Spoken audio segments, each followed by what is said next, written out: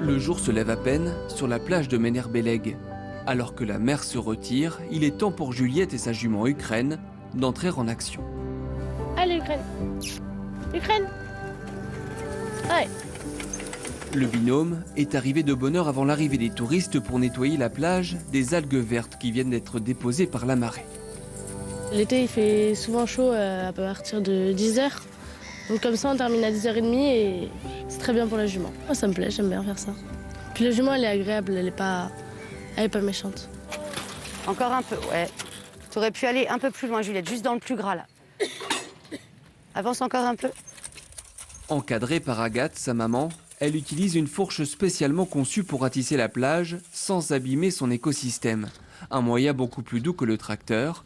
Depuis 11 ans, cette chef d'exploitation intervient avec cet outil sur différentes plages morbihanaises. L'idée, c'est vraiment qu'on ratisse, on ait le moins d'impact sur les plages, qui sont des espaces naturels sensibles. Et c'est vrai qu'aujourd'hui, beaucoup de communes évitent de passer les cribleuses sur les plages, ce qui tasse les sols. Et en fait, on n'a pas l'impression, mais il y a beaucoup de vie dans le sable et dans la laisse de mer, quoi. La prolifération des algues vertes cette année a conduit la commune à faire appel pour la première fois à leur service. L'objectif est de réduire le tapis d'algues, notamment dans la zone de baignade.